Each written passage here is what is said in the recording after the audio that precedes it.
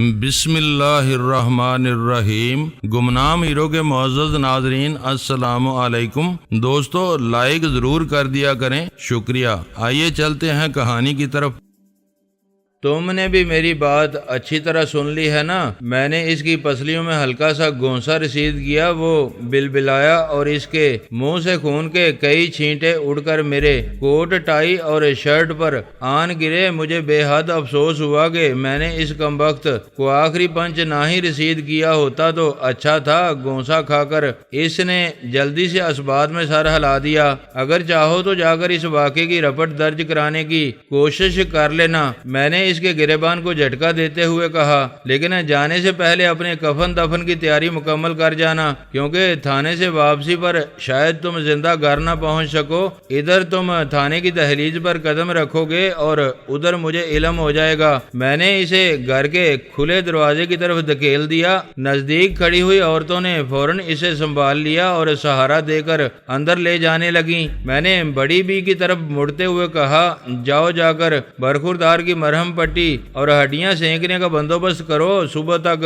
شاید اسے اندازہ ہو سکے کہ اس بوڑھے آدمی کو اس کی مار پیٹ اور گالی گلوچ سے کتنی تکلیف پہنچی ہوگی۔ میں تیزی سے مڑا اور بغلی لان سے جھاڑ جھنکاڑ سے گزرتا ہوا پیچھے کی طرف چل دیا۔ میں پیچھے پہنچا تو یہ دیکھ کر حیران رہ گیا کہ بڑی بی زیب النساء اپنی سیڑھیوں میں کھڑی تھیں۔ انہوں نے لپک کر میری بلائیں لیں اور قدرے حیرت سے بولی، تم کون ہو بیٹا؟ تم تو ہمارے لیے فرشتہ رحمت بن کر آ گئے۔ تم شاید آتش صاحب کے شناسا ہو، میں نے ایک مرتبہ تمہیں ان کے ساتھ دیکھا تھا۔ جی ہاں، میں ان کا دوست ہوں۔ میں نے کسی قسم کی گرم جوشی کا اظہار کیے بغیر کہا، آپ مجھے فرشتہ رحمت وغیرہ ہرگز قرار نہ دیں، میں تو بڑا گناہ گار انسان ہوں۔ میں نے آپ پر کوئی احسان نہیں کیا، میں تو بس اپنی فطرت سے مجبور ہوں، کمزور پر ظلم ہوتے نہیں دیکھ سکتا۔ بڑی بھی گلوگیر لہجے میں بولی، اللہ تمہیں اس کا اجر دے گا۔ تم ذرا میرے گھر میں تو آؤ، کچھ دیر بیٹھو، مجھے خدمت کا موقع دو، کھانا کھاؤ، چائے پیو۔ ان کے انداز کی سادگی پر مجھے ہنسی آتے آتے رہ گئی، تاہم میں نے اپنے لہجے کی رکھائی اور سنجیدگی برقرار رکھتے ہوئے کہا، میرے پاس وقت بھی نہیں ہے اور چائے یا کھانے کی مجھے طلب بھی نہیں ہے، پھر کسی وقت صحیح۔ میں ان سے بازو چھڑا کر آگے بڑھنے لگا تو وہ جلدی سے 2 قدم آگے آ کر بولی، اگر اس بدماش نے دوبارہ ہم بوڑھوں اور کمزوروں کو بدماشی دکھائی تو کیا ہوگا؟ عین ممکن ہے کہ مار کھانے کے بعد وہ زیادہ مشتعل ہو جائے، کوئی خطرناک قدم اٹھا بیٹھے۔ زندگی اور موت خدا کے ہاتھ میں ہے بی خالہ، میں نے تیزی سے کہا، اگر خدا کو منظور ہوا تو شاید میں آئندہ بھی آپ کی مدد کے لیے آن پہنچوں۔ ویسے آپ کو میری مدد پر اس حد تک تکیہ بھی نہیں کرنا چاہیے، آخر آپ نے اتنی زندگی بھی تو میرے مدد کے بغیر ہی گزاری ہے، کوئی آپ کا بال بھی بیکا نہیں کر سکا۔ آئندہ بھی اگر خدا کو منظور ہوا تو کوئی آپ کو ذرا سا بھی گزند نہیں پہنچا سکے گا۔ میں یہ کہہ کر آگے بڑھ گیا۔ بڑی بھی وہیں اکا بکا کھڑی تھی، شاید انہیں مجھ سے اتنی درویشانہ گفتگو کی توقع نہیں تھی۔ اوپر آ کر میں نے دیکھا بڑے میاں اٹھ کر کرسی پر بیٹھ چکے تھے اور تشویش زدہ انداز میں دروازے ہی کی طرف دیکھ رہے تھے۔ انہوں نے میرا سرتاپا جائزہ لیا اور غالباً یہ دیکھ کر اطمینان کی سانس لی کہ میرے حلیے میں کوئی زیادہ بے ترتیبی یا ٹوٹ پھوٹ کے آثار نہیں تھے، جس سے انہوں نے یقیناً یہی نتیجہ اخذ کیا ہوگا کہ میں مار پیٹ اور خون خرابے سے محفوظ ہی رہا ہوں۔ میں تو ہنگامے کی آواز پر کان لگائے بیٹھا تھا۔ وہ گہری سانس لے کر بولے، اور اتنی دیر میں میرا آدھا خون سوکھ گیا، کوئی ہنگامہ نہیں ہوا۔ میں نے چارپائی پر بیٹھتے ہوئے کہا، اور آپ کو خون سکھانے کی بھی کوئی ضرورت نہیں تھی، میں نے پیار سے اس کو سمجھا دیا ہے۔ مجھے یقین ہے کہ اب وہ کبھی آپ لوگوں سے ساتھ بدتمیزی نہیں کرے گا۔ اب آپ کو اس سے ڈرنے کی کوئی ضرورت نہیں۔ ڈرتا کون کمبخت ہے؟ آتش دہلوی کرا کر بولے، میں نے تو دنیا کی ہر چیز سے ڈرنا چھوڑ دیا ہے، موت کا بھی مجھے تو اب کوئی خوف نہیں رہا، لیکن یہ جو چوٹ وغیرہ کی تکلیف تکلیف ہوتی ہے نا، یہ میرے لیے ناقابل برداشت ہے، خصوصاً کوئی ایسی چوٹ جو مجھے بستر پر لیٹنے پر مجبور کر دے۔ خواہ مخواہ بستر پر لیٹے رہنا میرے بس کی بات نہیں۔ چند گھنٹے کی نیند سے قطع نظر میں صرف اس وقت بستر پر لیٹتا ہوں جب مجھے موت آ رہی ہو۔ اچانک انہیں جیسے کچھ یاد آ گیا، چونک کر شاک زدہ سی نظروں سے میری طرف دیکھتے ہوئے بولے، کیا تم نے واقعی پیار سے منظور کو سمجھایا تھا؟ اور کیا واقعی اس نے تمہاری بات سن لی تھی؟ ہاں، آپ اس کی فکر نہ کریں، میں نے کہا، اور اطمینان سے سوئیں، میں اب چلتا ہوں۔ یقین تو نہیں آ رہا کہ اس نے پیار سے تمہاری بات سن لی ہوگی۔ بڑے میاں خود کلامی کے انداز میں بڑبڑائے، خیر صبح معلوم ہو جائے گا۔ پھر جیسے وہ چونک کر بولے، ارے بھائی بیٹھو، جا کہاں رہے ہو؟ ابھی تو میں تمہیں خط کا جواب لکھ کر دوں گا۔ میرا جسم مضروب ہے، میرے خیالات تو مضروب نہیں۔ رہنے دیں آتش صاحب، میں اتنا خود غرض بھی نہیں ہوں۔ خط 2 دن بعد بھی لکھا گیا تو کوئی حرج نہیں، میں نے کہا۔ اچھا، اگر تمہیں میری حالت پر اتنا ہی ترس آ رہا ہے تو یوں کرو کہ میں بولتا ہوں، تم لکھتے جاؤ، اس طرح مجھے کوئی زحمت نہیں ہوگی۔ بڑے میاں بولے۔ بالآخر مجھے ان کی بات ماننی پڑی۔ انہوں نے پہلے رحیلہ کا خط پڑھا اور پھر چند لمحے سوچنے کے بعد جواب لکھوانا شروع کیا۔ جواب کیا تھا؟ خوبصورت لفظوں کا ایک دریا تھا جو نہایت روانی سے بہتا آ رہا تھا۔ اس تکلیف کے عالم میں بھی انہوں نے مجھے جو خط لکھوایا، اسے مکمل کرنے کے بعد میں نے پڑھا تو داد دیے بغیر نہ رہ سکا۔ خط ڈکٹیٹ کرانے میں بھی ان کے انداز کی وہ خوبصورتی برقرار تھی جو ان کے اپنے ہاتھوں سے لکھے ہوئے خطوں سے جھلکتی تھی۔ گھر آ کر میں نے حسب معمول اس خط کو زیادہ خوبصورتی اور نفاست سے نقل کیا اور خوبصورت لفافے میں رکھ کر صبح پوسٹ کر دیا۔ میری سائیڈ بزنس والی اسکیم کامیاب رہی تھی، یعنی بزنس قاسم خان کا تھا اور سائیڈ میری۔ اس کے مال کی درآمد برآمد کے ساتھ ساتھ میرا مال بھی ادھر سے ادھر ہو رہا تھا اور قاسم خان کو کانوں کان خبر نہیں تھی۔ اپنے کارندوں کی خدمات سے فائدہ اٹھانے میں اس کا جواب نہیں تھا اور اس کے اعتماد سے فائدہ اٹھانے میں میرا کوئی جواب نہیں تھا۔ میں نے مال کی نقل و حمل کا انتظام اس طرح اپنے ہاتھ میں لیا تھا کہ میرے ساتھ جانے والے پرانے اور قابل اعتبار کارندوں کو بھی علم نہیں ہوتا تھا کہ کتنا مال آئے گا، کس پارٹی کو جائے گا، رقم کی وصولی کب، کہاں اور کیسے ہو چکی ہے یا ہوگی۔ اس کے علاوہ میں نے اپنے مال کے لیے مارکیٹ ہی الگ بنائی تھی۔ میں اب بھی ان لوگوں کو ہی مال دے رہا تھا جن کا قاسم خان سے کوئی رابطہ نہیں تھا اور نہ ہی آئندہ کوئی رابطہ پیدا ہونے کی توقع تھی۔ میری جمع پونجی میں روز بے روز اضافہ ہی ہوتا جا رہا تھا۔ کمیشن کی رقم تو میرے اکاؤنٹ میں جا رہی تھی جو قاسم خان کے علم میں تھا اور جس کی ایک قانونی شکل موجود تھی، لیکن سائیڈ بزنس کی رقم میرے پاس نقد جمع ہو رہی تھی جس کا کچھ حصہ ایک بینک کے لاکر میں رکھا تھا اور کچھ رقم میرے پاس موجود رہتی تھی۔ میں اب اپنے آپ کو چھوٹے موٹے دولت مندوں میں شمار کرتا تھا۔ میری ترقی کی رفتار تسلی بخش بلکہ کچھ تیز ہی تھی۔ گو کہ ابھی میں کوئی بڑا سرمایہ دار تو نہیں بنا تھا، لیکن سچی بات یہ ہے کہ میں نے کبھی اتنی رقم کا بھی تصور تک نہیں کیا تھا جتنی میرے پاس جمع ہو چکی تھی۔ میں اب اپنے آپ کو بے حد پر اعتماد محسوس کرنے لگا تھا اور ساتھ ہی میرے دل میں مزید دولت حاصل کرنے کی خواہش جڑیں پکڑتی جا رہی تھی۔ شاید دولت چیز ہی ایسی ہے، ایک بار آنی شروع ہوتی ہے تو پھر اس میں اضافہ کرنے کا شوق بڑھتا ہی چلا جاتا ہے۔ مجھے اب کچھ امید ہو چلی تھی کہ وہ وقت شاید آ ہی جائے جب میرا شمار بھی اچھے بھلے سرمایہ داروں میں ہو سکے گا۔ میں نے کہیں انگریزی میں کسی غیر ملکی تاجر کا قول پڑھا تھا کہ آج کل کی تیز رفتاری کاروبار دنیا میں صرف پہلا ملین کمانا مشکل ہوتا ہے، اس کے بعد تو رقم سے رقم بنتی چلی جاتی ہے۔ چنانچہ میں اب اس دھن میں لگ گیا تھا کہ کسی طرح میرا پہلا ملین پورا ہو جائے۔ 10 لاکھ روپیہ چند سال پہلے تک میں نے کبھی کبھی خواب میں بھی نہیں دیکھا تھا۔ میں نے کرشن چندر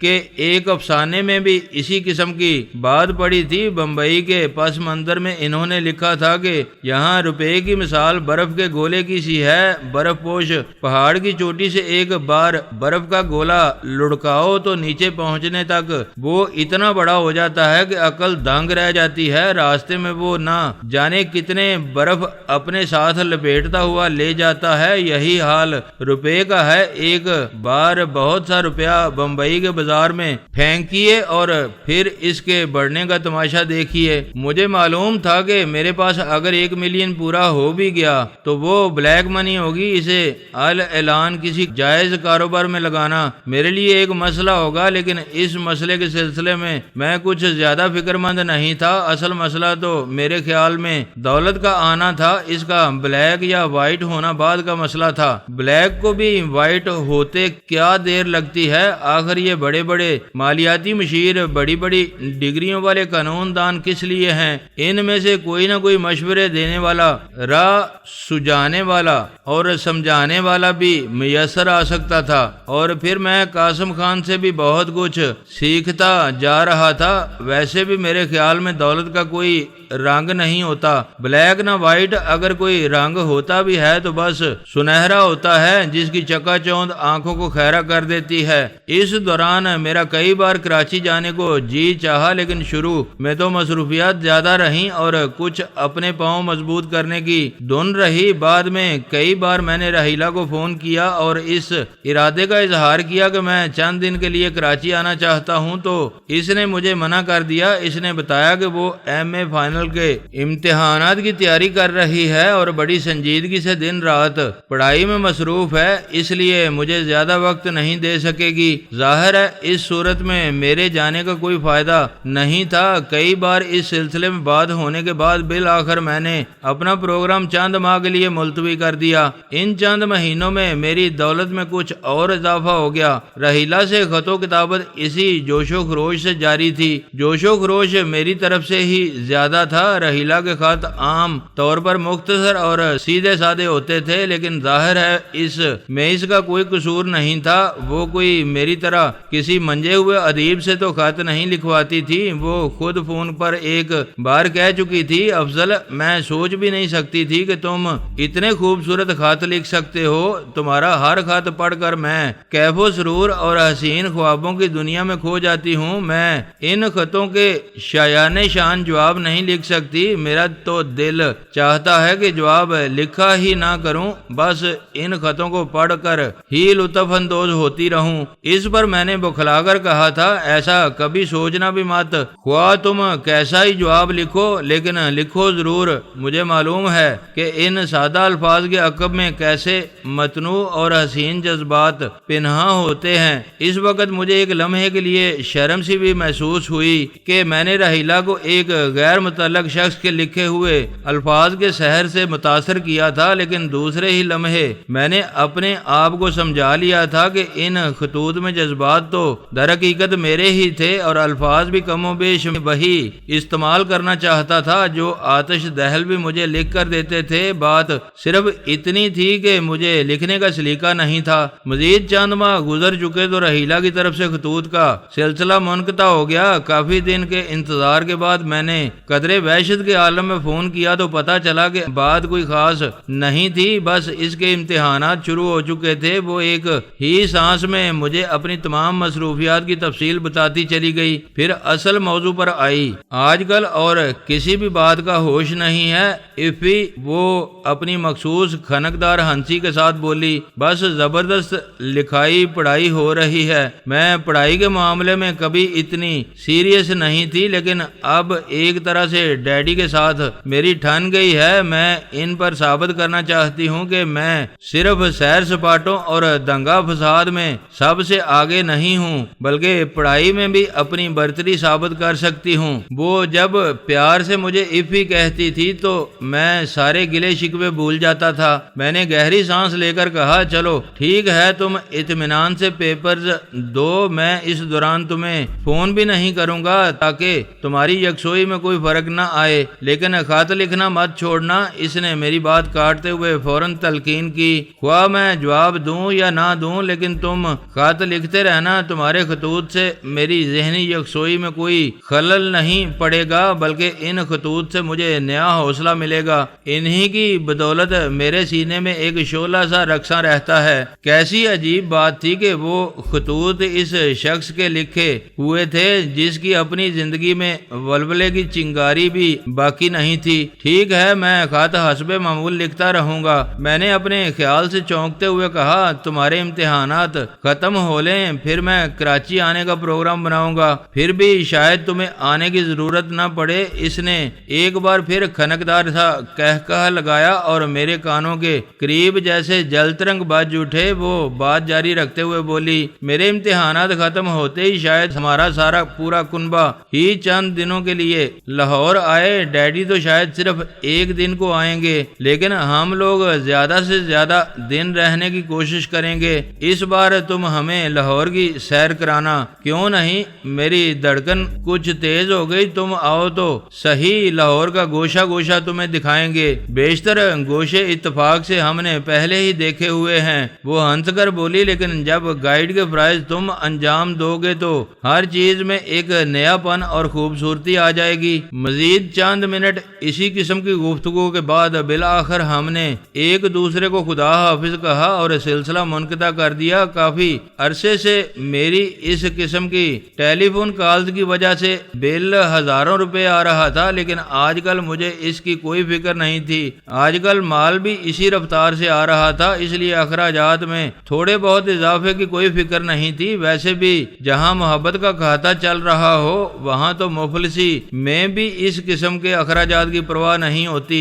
آدمی ہر حال میں انہیں پورا کرتا ہے، خواہ قرض لے کر ہی کرے اور خواہ بعد میں جوتے ہی کھائے۔ عشق میں آدمی باقی دیوانہ ہوتا ہے۔ میرے پیشے میں انسان کو فولادی اعصاب کی ضرورت ہوتی ہے۔ میرے اعصاب فولادی ہی تھے، لیکن کبھی کبھی وہم و اندیشوں اور اضطراب کا بوجھ ان پر بھی بڑھ جاتا تھا۔ ایسے میں رحیلہ سے چند منٹ کی گفتگو مجھے پرسکون بنا دیتی تھی۔ دل کو جیسے قرار سا آ جاتا تھا، سینے میں بھڑکتا ہوا بے اطمینانی کا آتش فشاں کچھ سرد سا پڑ جاتا تھا۔ چند دن سے البتہ راوی کچھ چین لکھ رہا تھا۔ قاسم خان کراچی گیا ہوا تھا، وہاں سے اسے امریکہ کے لیے فلائٹ پکڑنی تھی۔ وہ چند دن پہلے ہی چلا گیا تھا۔ کراچی میں اسے کچھ کام اور سیٹھ واحد سے بھی ملنا تھا۔ اپنے اس دورے کا مقصد بھی اس نے مجھے نہیں بتایا تھا، ملک سے باہر، بلکہ بعض اوقات شہر سے باہر جاتے وقت بھی وہ مجھے اشارتاً بھی نہیں بتاتا تھا کہ وہ کس چکر میں جا رہا ہے۔ مجھے بھی کوئی پرواہ نہیں تھی۔ اس مرتبہ تو میں اس چکر میں تھا کہ اس کی عدم موجودگی میں اپنے مال کی ذرا بڑی کھیپ لے آؤں۔ میں نے انتظامات بھی مکمل کر لیے تھے، لیکن بس پھر میں نے تذبذب ہی کے عالم میں دن گنوا دیے۔ اصل میں مجھے میرے ایک مخبر نے اطلاع دی تھی کہ آنے والے چند دن ہمارے روٹ کے اسمگلروں کے لیے خطرناک ہیں، اس لیے میں آرام سے گھوم پھر کر دن گزار رہا تھا۔ میرے اندازے کے مطابق قاسم خان امریکہ پہنچ چکا تھا۔ اس بار وہ کوئی خاص کام میرے ذمے نہیں لگا گیا تھا۔ اس دوران کچھ لوگوں کے توسط سے میری ملاقات کراچی کی ایک پارٹی سے ہوئی جو خاصی بھاری مقدار میں ایک پڑوسی ملک سے کوکین منگوانا چاہتی تھی۔ ان دنوں ہیروئن کا نام بھی شاید ہی کسی نے سنا ہو، حتیٰ کہ ہماری لائن کا بھی کوئی آدمی ہی اس خوفناک چیز کے بارے میں تھوڑی بہت تفصیل سے آگاہ تھا۔ جدید ترین نشہ کوکین ہی کا تھا اور ہمارے خطے میں اس کا کاروبار عروج کی طرف مائل تھا، تاہم ملک میں اس کی کھپت برائے نام تھی، زیادہ تر باہر ہی جا رہی تھی۔ مجھے معلوم تھا کہ کوکین کہاں کہاں تیار ہو رہی ہے اور اس کے حصول کے ذرائع کیا ہیں۔ ہمیں مال دینے والی کون سی پارٹی یہ کام کر رہی ہے، حتیٰ کہ مجھے یہ بھی معلوم تھا کہ پڑوسی ملک کی ایک دوا ساز فیکٹری بھی اس کام میں ملوث تھی۔ کوکین تیار کرنا گویا اس فیکٹری کا پارٹ ٹائم بزنس تھا۔ مجھے یہ بھی معلوم تھا کہ آج کل سب سے زیادہ فائدہ اسی میں تھا۔ پارٹی کی پیشکش بہت ہی پرکشش تھی، لیکن ڈلیوری وہ کراچی میں چاہتے تھے۔ اس میں رسک زیادہ تھا، لیکن ایک تو میں نے اس لیے حامی نہیں بھری، دوسرے نہ جانے کیوں کوکین کے کام میں ہاتھ ڈالنے کو دل ہی نہیں چاہا۔ منشیات میں سے اب تک میں نے صرف شراب سمگل کی تھی، اس کے علاوہ کبھی اندرون ملک یا بیرون ملک سے کسی قسم کی منشیات ادھر سے ادھر کرنے پر طبیعت آمادہ نہیں ہوئی تھی۔ یہ لائن ہی الگ تھی۔ قاسم خان نے بھی ابھی تک اس لائن میں ہاتھ نہیں ڈالا تھا، لیکن مجھے معلوم تھا کہ مستقبل قریب میں اس کا ارادہ ضرور ہے۔ میں فیصلہ نہیں کر سکا تھا کہ اس کے بعد اس کا اور میرا ساتھ برقرار رہے گا نہیں۔ میں کتنا ہی برا آدمی سہی، لیکن میرے اندر شاید کسی نہ کسی کونے خدرے میں ایک اچھے آدمی کی روح ضرور موجود تھی، خواہ کتنی ہی کمزور روح سہی، لیکن بہرحال وہ ابھی سانسیں لے رہی تھی۔ ناجائز دھندوں میں بھی میں اپنی ایک تھوڑی سی شان برقرار رکھنے کا خواہش مند تھا۔ میں نے بعض نشے بازوں کی ایسی بری حالت دیکھی تھی اور ان کی وجہ سے بعض ایسے خوبصورت گھرانوں کو اجڑتے دیکھا تھا کہ منشیات سے میرے دل میں نفرت سی بیٹھ گئی تھی۔ میں لوگوں کے گھروں کو اجاڑنے میں حصہ دار نہیں بننا چاہتا تھا، اور ادھر عالم یہ تھا کہ ایسی ایسی منشیات ایجاد ہوتی جا رہی تھی جن کے سامنے شراب کا نشہ کچھ نہیں تھا۔ میری طبیعت کے برعکس میری لائن کے زیادہ تر لوگوں کا رجحان منشیات کی طرف تھا، کیونکہ یہ چیزیں حجم میں کم ہوتی تھیں، جس کی وجہ سے ان کی نقل و حمل میں آسانی تھی۔ قیمت بہت زیادہ ملتی تھی، اس لیے بہت سے عناصر کے لیے زیادہ بھاری رقموں کی گنجائش نکالی جا سکتی تھی۔ اتنی بڑی رقمیں جنہیں دیکھ کر بڑے بڑے پارسا بھی ڈول جاتے تھے۔ آنے والے چند دنوں میں مجھے اندازہ ہوا کہ اس پارٹی کو انکار کر کے میں نے اچھا ہی کیا تھا۔ شاید قدرت مجھے کسی بہت بڑے نقصان سے بچانا چاہتی تھی۔ جیسا کہ میں اعتراف کر چکا ہوں کہ میں کوئی اچھا انسان نہیں، لیکن شاید یہ میرے اندر چھپے ہوئے اس کمزور سے اچھے انسان کے وجود کی خوش بختی تھی کہ قدرت مجھ پر مہربان ہی رہتی تھی۔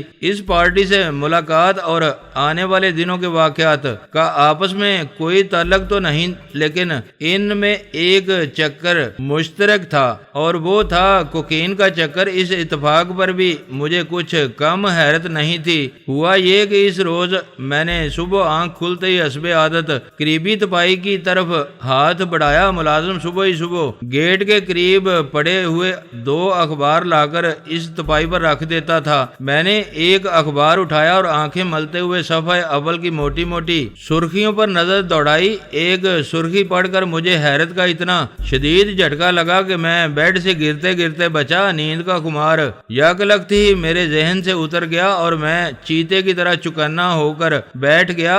ہوش و آواز پر قابو رکھتے ہوئے میں نے دوبارہ سرخی کو بغور پڑھا۔ ممتاز پاکستانی تاجر قاسم خان نیو یارک کے ہوائی اڈے پر گرفتار، کئی پاؤنڈ کوکین برآمد۔ نیو یارک پولیس کی تفتیش کے مطابق ملزم کی یہ کوکین اسمگل کرنے کی دوسری کوشش تھی۔ ایک بار وہ کوکین نیو یارک لے جانے میں کامیاب ہو چکا ہے۔ مزید انکشافات کی توقع ہے۔ خبر کے متن میں خاصی تفصیل موجود تھی، لیکن میرے لیے سرخیاں ہی کافی تھیں۔ خبر کے ساتھ قاسم خان کی تصویر بھی موجود تھی۔ خبر ڈیٹ لائن نیو یارک ہی کی تھی۔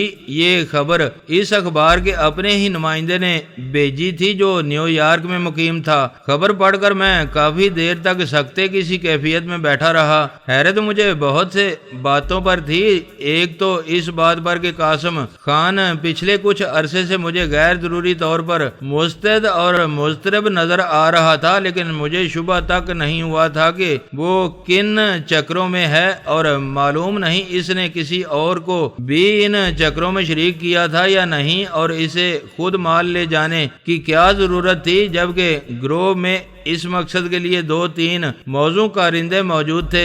ایک مجھے اس بات پر بھی حیرت تھی کہ یہ خبر اخبار تک پہنچ گئی تھی اور شائع بھی ہو گئی تھی، مگر اس سے پہلے پولیس وغیرہ کو کچھ علم نہیں تھا۔ اگر پولیس یا کسی اور سرکاری ادارے کو کوئی اطلاع ہوتی تو کوئی نہ کوئی ضرور قاسم خان کی بیوی سلمہ سے رابطہ قائم کرتا، اور سلمہ کو اطلاع ہوتی تو مجھے بھی ہو جاتی۔ سلمہ کو ذاتی طور پر بھی نیو یارک سے کوئی اطلاع نہیں آئی تھی۔ یہ بڑی حیرت حیرت کی بات تھی، مجھے یقین تھا کہ اس کے سر پر بھی آج کا اخبار دیکھ کر اچانک ہی بم پھٹے گا۔ اچانک میں سکتے کسی کیفیت سے چونکا۔ میں نے اپنے آپ کو سمجھایا برخوردار افی حیران ہونے کے لیے بہت وقت پڑا ہے بلکہ عمر پڑی ہے، بلکہ بہتر تو یہ ہے کہ جب تم جیسا آدمی جیل کی سلاخوں کے پیچھے پہنچ جائے تبھی آرام سے بیٹھ کر اکٹھا ہی حیران ہو لے۔ جب تک آزادی میسر ہے تب تک تو اس آزادی کی حفاظت کے لیے ذہن کو مستعد رکھنا چاہیے اور صرف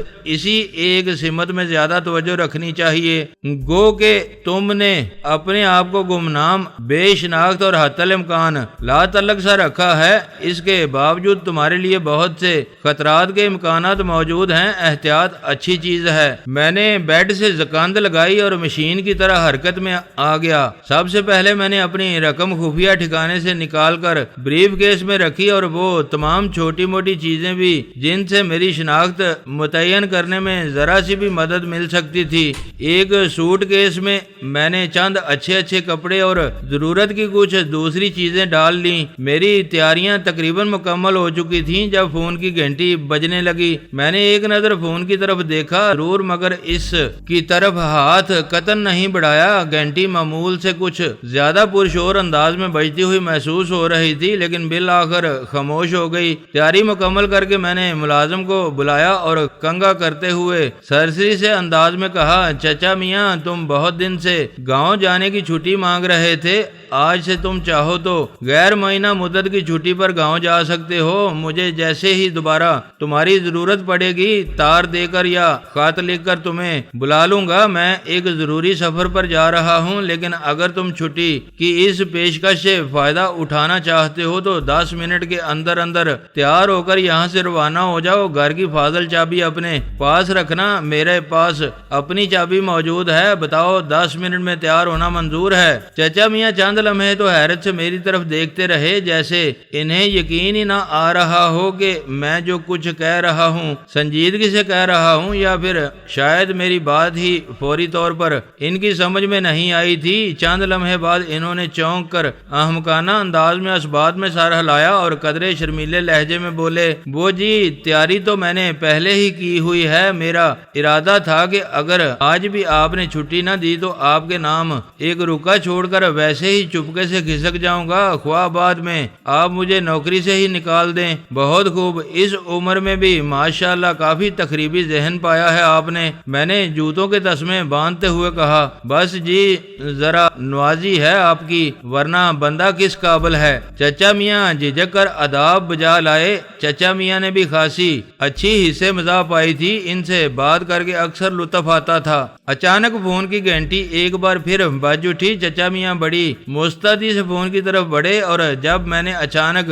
ٹانگ بڑھا کر ان کا راستہ روکنے کی کوشش کی تو وہ منہ کے بل گرتے بچے۔ گستاخی معاف، وہ ہاتھ جھاڑتے ہوئے بولے، آپ میرے معاملات میں کچھ زیادہ ہی ٹانگ اڑانے لگے ہیں۔ ٹیلی فون تمہارا نہیں میرا معاملہ ہے، میں نے توصیح کی اور اس سلسلے میں گزارش یہ ہے کہ اب جتنی دیر تک بھی تم گھر میں موجود ہو فون نہیں اٹھاؤ گے، اب جا کر فوراً سامان اٹھاؤ اور لاری اڈے کی طرف دوڑ لگا دو۔ میں تو جا رہا ہوں۔ میں سوٹ کیس اور بریف کیس اٹھا کر کمرے سے نکل آیا۔ فون کی گھنٹی اس وقت تک خاموش ہو چکی تھی۔ مجھے یقین تھا کہ فون کرنے والی سلمہ تھی، زیادہ امکان یہی تھا کہ اب وہ فون نہیں کرے گی، خود آئے گی اور اسے میرے گھر تک پہنچنے میں چند منٹ ہی لگتے۔ گاڑی میں بیٹھ کر میں گھر سے نکل آیا۔ میں زیادہ دور نہیں گیا، گلبرگ ہی میں درمیانے درجے کا ایک معقول ہوٹل موجود تھا۔ وہاں پہنچ کر میں نے فرضی نام سے ایک کمرہ لیا اور آرام سے جا کر کمرے میں لیٹ گیا۔ ایک ویٹر کے ہاتھ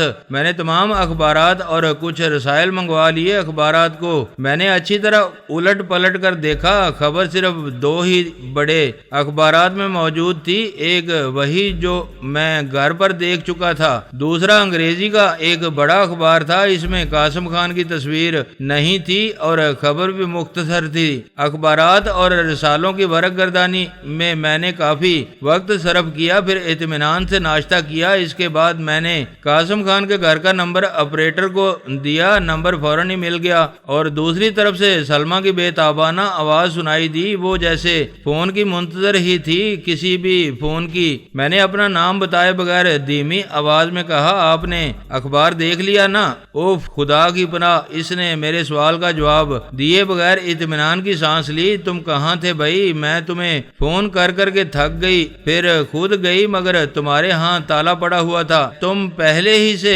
کہیں غائب تھے یا خبر پڑھ کر غائب ہوئے ہو؟ جو جی چاہے سمجھ لیجئے، میں نے ہلکے سے کہہ کے ساتھ مبہم سا جواب دیا۔ احتیاط تو بہرحال انسان پر لازم ہے نا، ہم جیسے انسانوں پر۔ احمق ہو تم، اس نے ملائمت سے کہا، تاہم اس کے لہجے میں اضطراب کی بھی آمیزش تھی۔ یکا یک ہی اس کے انداز میں بے تکلفی آ گئی تھی۔ اس لہجے میں اس نے کبھی مجھ سے بات نہیں کی تھی۔ وہ بات جاری رکھتے ہوئے بولی، فوری طور پر گھر آ کر مجھ سے ملو، تم سے بہت ضروری باتیں کرنی ہیں، ہم وقت ضائع کرنے کے متحمل نہیں ہو سکتے۔ گھر تو میں نہیں آ سکتا میڈم، میں نے کہا۔ احتیاط پسندی کا تقاضا یہی ہے کہ میں آپ کے گھر کے پاس بھی نہ پھٹکوں۔ ارے بھائی حیرت ہے، اس نے مضطربانہ کہا لگایا، تم تو کچھ زیادہ ہی ڈر گئے ہو۔ تم اس لائن میں اب کوئی نئے آدمی تو نہیں رہے، تمام نشیب و افراد کا تمہیں پتا ہے۔ تمہیں یہ بھی معلوم ہے کہ شہر میں ہمارا بھی تھوڑا بہت اثر و رسوخ ہے۔ قاسم خان پکڑا گیا تو کیا ہوا؟ ہم پر کوئی ایسی قیامت تو نہیں ٹوٹ پڑی؟ تم بے فکر ہو کر آؤ، کم از کم فی الحال کوئی خطرہ نہیں۔ مجھے تو حیرت اس بات پر ہے کہ یہ خبر پہلے مجھے ملنے کے بجائے اخبار تک کیسے پہنچ گئی۔ مجھے خود اسی بات پر حیرت ہے۔ میں نے کہا، عام حالات میں تو قاسم خان لندن یا نیو یارک میں قیام کے دوران دوسرے تیسرے دن یہاں فون کرتا رہتا تھا۔ کیا نیو یارک کی پولیس نے اسے گرفتار کرنے کے بعد کسی وکیل کی خدمات حاصل کرنے یا اسے اپنے گھر سے فون پر رابطہ قائم کرنے کی اجازت نہیں دی ہوگی؟ وہ لوگ تو بہت مہذب اور دنیا میں انسانی حقوق کے بہت بڑے دعوے دار ہیں۔ خیر، وہ گہری سانس لے کر بولی، تم آ جاؤ تبھی تفصیل سے بات کریں گے۔ میں آپ سے لان پر ملنا پسند کروں گا، میں نے کہا۔ اس نے ایک بار پھر ہلکا سا کہا لگایا، لیکن اس بار اس کی ہنسی میں بے بسی کی سی جھلک بھی تھی۔ بھائی حد کر دی تم نے تو، یہ کہتے ہوئے اس نے شاید پیشانی پر ہاتھ بھی مارا تھا۔ اب تو تم مجھے احتیاط پسند کے بجائے ڈرپوک لگنے لگے ہو۔ میں جو کہہ رہی ہوں کہ فی الحال خطرے والی کوئی بات نہیں ہے، اور یہ فون پر بھی اتنا محتاط ہونے اور دبی دبی آواز میں گفتگو کرنے کی ضرورت نہیں۔ مجھے بہت اچھی طرح معلوم ہے کہ یہ فون ٹیپ نہیں ہوتا، یہ محفوظ نمبر ہے اور آئندہ بھی محفوظ ہی رہے گا۔ البتہ ہمارا جو اسی گھر کا دوسرا فون نمبر ہے، اس کے بارے میں آئندہ کے لیے کچھ نہیں کہا جا سکتا، فی الحال تو وہ بھی محفوظ ہے۔ لیکن باس تو کبھی کبھی شبے کا اظہار کرتے تھے، میں نے جھجکتے ہوئے کہا۔ باس کو کیا معلوم؟ قاسم خان تو نرا چگد یک لخت اسے گویا محتاط ہونے کا خیال آیا اور اس نے جملہ ادھورا چھوڑ دیا۔ لیکن میں اس کے لہجے کی تبدیلی پر حیران ہوئے بغیر نہ رہ سکا۔ وہ جیسے میری توجہ ہٹانے کے لیے جلدی سے بولی، تو پھر آ رہے ہو نا تم؟ اور ہاں، اگر تم غیر ضروری احتیاط پسندی پر مصر ہی ہو تو میں تمہیں لان پر ہی ملوں گی۔ ویسے تمہاری اطلاع کے لیے عرض ہے کہ گروہ کے باقی سب لوگ مجھ سے مل کر اور نئی ہدایت لے کر جا بھی چکے ہیں۔ اس کا انداز گفتگو مجھے کچھ اجنبی سا لگ رہا تھا۔ بہرحال میں نے سلسلہ منقطع کر دیا۔ چند لمحے میں صورت حال پر غور کرتا رہا اور بالآخر ہوٹل سے نکل کھڑا ہوا۔ گاڑی میں نے وہیں چھوڑ دی۔ ٹیکسی میں قاسم خان کے گھر کی طرف روانہ ہوا۔ چند ہی منٹ کا فاصلہ تھا۔ ٹیکسی میں نے گلی کے موڑ پر ہی چھوڑ دی اور جیبوں میں ہاتھ ڈال کر یوں ٹہلتا ہوا گلی میں داخل ہوا جیسے در حقیقت مجھے اس گلی سے آگے کہیں جانا ہے۔ گلی میں کوئی مشکوک صورت نظر نہیں آ رہی تھی جس کے بارے میں سوچ سکتا کہ شاید وہ قاسم خان کی کوٹھی کی نگرانی کر رہی ہے، بلکہ گلی میں سرے سے کوئی تھا ہی نہیں۔ اچھی طرح مطمئن ہونے کے بعد میں اچانک گیٹ کی طرف مڑ گیا۔ چوکیدار اس وقت بھی موجود تھا اور معمول سے کچھ زیادہ مستعد نظر آ رہا تھا۔ مجھے دیکھتے ہی اس نے گیٹ کھول دیا۔ سلمہ واقعی لان پر موجود تھی۔ اس کے ارد گرد 4-5 لان چیئرز خالی پڑی تھیں اور سامنے تپائی پر کافی پاٹ اور چند مگ رکھے تھے۔ سلمہ ہمیشہ کی طرح حسین، پروقار، خوش لباس اور پرسکون نظر آ رہی تھی۔ اس نے ہلکا سا میک اپ کیا ہوا تھا۔ میں یہ دیکھ کر حیران ہوئے بغیر نہ رہ سکا کہ وہ سگریٹ پی رہی تھی۔ غیر ملکی سگریٹوں کا بڑا سا پیکٹ بھی اس کے سامنے سامنے پڑا تھا، گویا تبدیلی اس کے طرز گفتگو میں ہی نہیں آئی تھی، انداز و اطوار میں بھی آئی تھی۔ میں یہ فیصلہ کرنے سے قاصر تھا کہ یہ تبدیلی اچانک آئی تھی یا مجھے علم ہی اچانک ہوا تھا۔ میں قریب پہنچا تو اس نے بڑے سرسری سے انداز میں میری طرف دیکھا اور سامنے بیٹھنے کا اشارہ کیا۔ دوستو ویڈیو کو لائک ضرور کر دیا کریں۔ ISI پاک آرمی زندہ باد، پاکستان پائندہ باد۔ معزز ناظرین، اپنا خیال رکھیے گا اور اپنے اس چینل کا بھی شکریہ۔